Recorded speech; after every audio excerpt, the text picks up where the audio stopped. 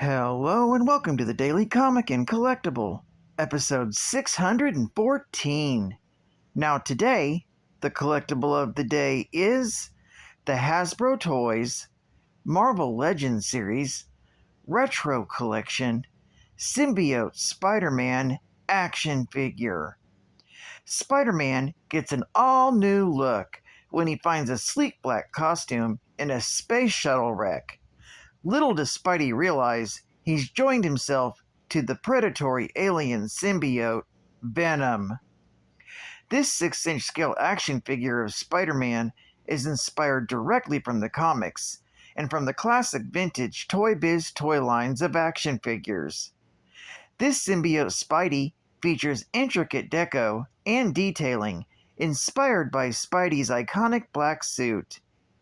This 1/12 scale Legends series Spider-Man figure features extensive articulation, offering dynamic posability and displayability in your Marvel collection. Contents include the symbiote Spider-Man and 2 pairs of interchangeable hands, and includes a retro-style card back inspired by the classic Marvel Toy Biz design. This figure was released in 2021 by Hasbro Toys. Now, the comic of the day is The Web of Spider-Man, Volume 1, Issue number 25, with the cover date of April 1987, though it was released in December of 1986, with story by Larry Lieber, art by Larry Lieber, and cover by Larry Lieber.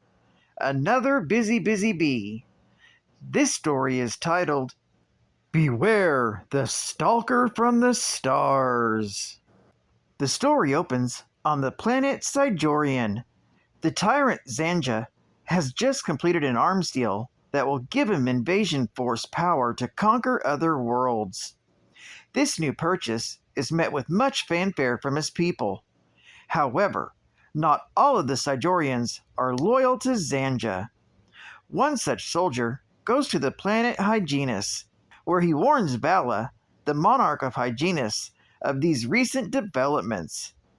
Valu is concerned by this. However, his people do not explore the stars, but their own past via time travel, a technology that does not suit their needs. Soon, Zanja has launched his newly purchased cosmic multi-energizer through space. However, its trajectory is changed thanks to interference from a radio frequency that is projected out into space at the Upper New York State Observatory on the planet Earth. Learning that his weapon has gone off course fills Zanja with rage, and he orders his minions to find out where the weapon has gone. Also witnessing this is Valu, who decides that this unforeseen turn of events allows him to come up with a plan. Meanwhile, in the New York borough of Queens, a petty crook named Arnie Strunk scoffs at men working at a construction site. His friends point out that Arnie is wearing tattered clothes and lives in a condemned building. Strunk deflects this by saying that he hasn't had any fortuitous heists lately. Suddenly, the multi-energizer falls out of the sky. Seeing the object falling, Arnie's friend pushes him out of the way.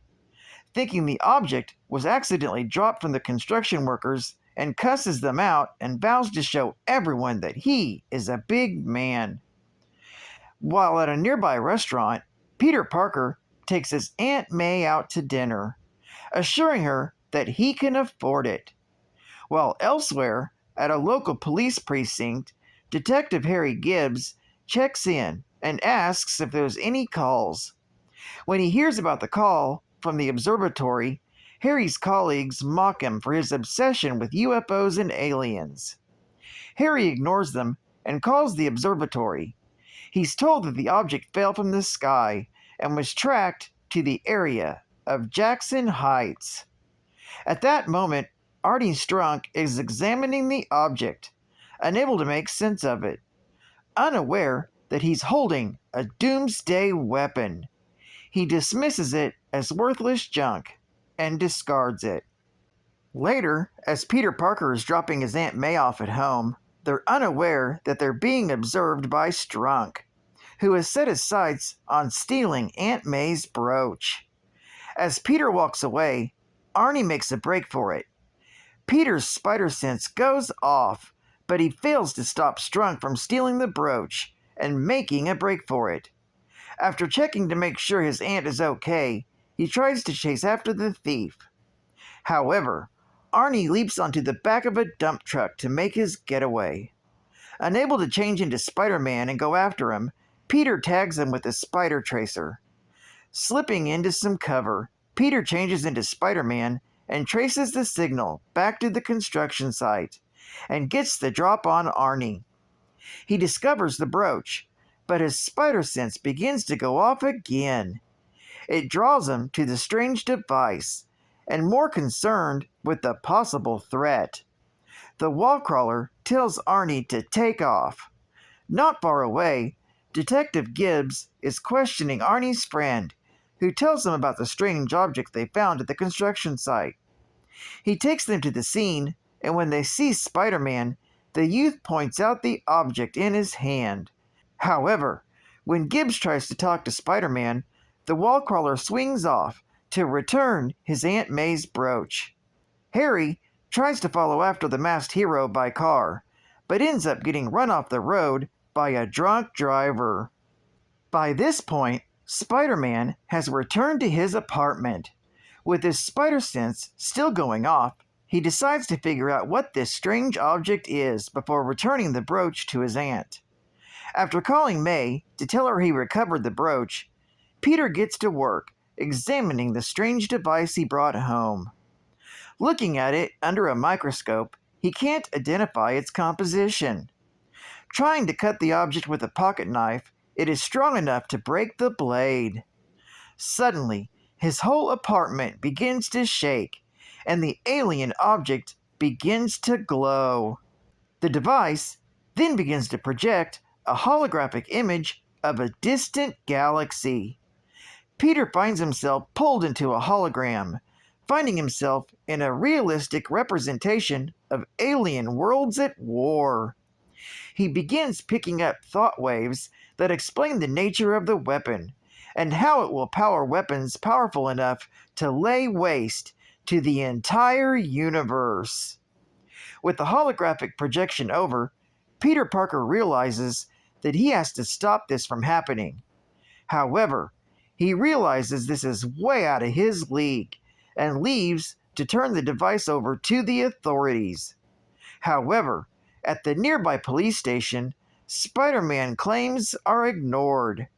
However, the officers on duty decide that this is a case for Harry Gibbs. At that same moment, at Arnie Strunk's apartment, he's confronted by Zanja, who demands to know what became of the Cosmultigizer. After Arnie tells him that Spider-Man took it, he passes out in fright. This doesn't bother Zanja, as he can track the device telepathically.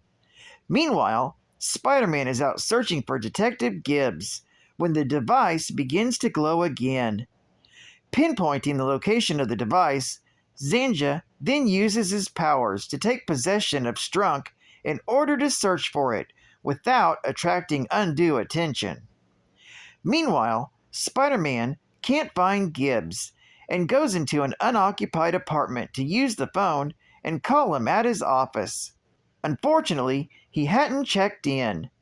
By this time, Gibbs has just been pulled out of his wrecked car by officers who arrived on the scene. However, he refuses an ambulance as he wants to track down the strange alien artifact. Continuing his search, Spider-Man is about to give up and turn the device over to the Avengers, or the Fantastic Four, when he's attacked by Zanja in Arnie Strunk's body. Spider-Man quickly realizes that he's not dealing with a simple penny-ante crook, but someone possessed by an alien, and flees the scene. Finding Strunk's body useless, Zanja emerges from his human host and follows after the wall crawler in his energy form. Zanja returns to physical form at the docks, where Spider-Man has lured him. There, the alien tries to retrieve his weapon. Realizing that his opponent is far too powerful, Spider-Man dives into the nearby water. By this point, Detective Gibbs has arrived and attempts to kill the alien with his service pistol, but it has no effect on him. Spider-Man comes back to the surface to help Gibbs, but Zanja is able to deflect all his attacks. Suddenly, Gibbs begins to glow, and an energy form comes out, revealing that he too has been possessed by an alien. It turns out to be Valu, who has come to stop Zanja from retrieving the weapon. With the help of Spider-Man, Valu is able to subdue Zanja. Valu explains to Spider-Man that using the time travel technology of his world, he traveled back in time 20 years. From there, he took possession of a man who just recently died, reviving his body. Creating the identity of Harry Gibbs, Valu became a police officer to wait for the arrival of the alien device and prevent Zanja from obtaining the weapon. When Valu asks Spider-Man to hand over the device, Spider-Man asks why he should trust the alien to not use the device for evil. Valu points out that Spider-Man can't possibly keep it out of the wrong hands on this world. Spider-Man realizes that he has a point and turns it over in good faith. The next morning, Peter Parker returns his Aunt May's brooch.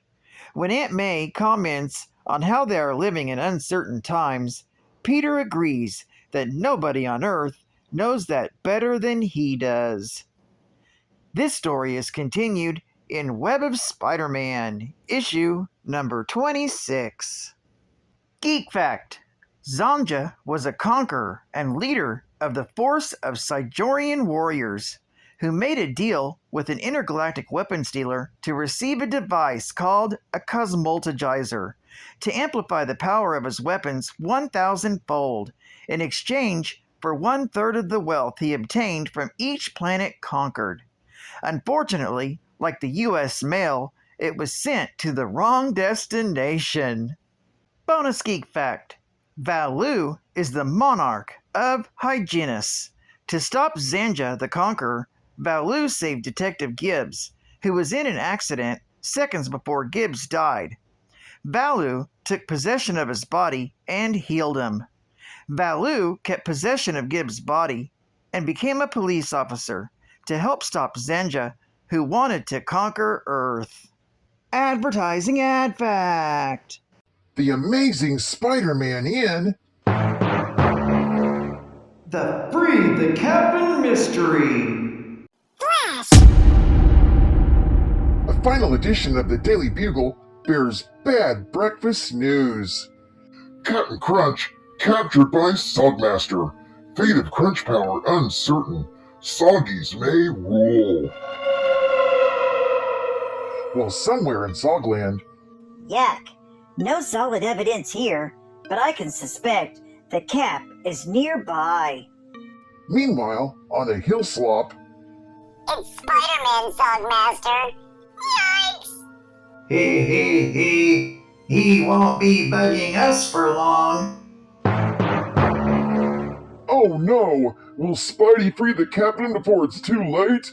He might, and you can help him during the Free the Captain sweepstakes. Boxes of Captain Crunch cereal have exciting games, clues, and secret phone numbers to tell you how. If you do free the Captain, you could be one of the 10,000 winners to share $1 million. My giant fly splatter will finish that pest. My spider sense tells me I better find Captain Crunch and spin on out of here fast, or breakfast will be doomed and I'll be sogged.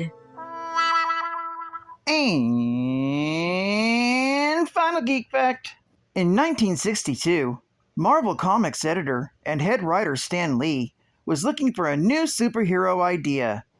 He decided to create Spider-Man as a character with whom teens could identify, as there was a recent surge in teenage demand for comics.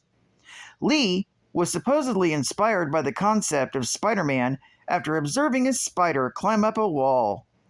Lee had to convince publisher Martin Goodman to introduce Spider-Man in the last issue of the canceled series Amazing Adult Fantasy, which was renamed Amazing Fantasy for that issue, with a cover date of August 1962.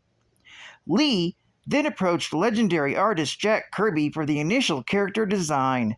However, Lee was dissatisfied with Kirby's attempt, as the character turned out to be too heroic and Spider-Man was supposed to be a teenage boy. Lee then turned to Steve Ditko, who developed the now iconic look of Spider-Man. Spider-Man is one of the first characters whose problems made him feel more real, as people could relate more with him. Well, I'd like to thank you for joining me for another Daily Comic and Collectible, and I hope to see you again Monday. This is Cat Fan Comics Man, and I'll catch you on the flip. Over and out.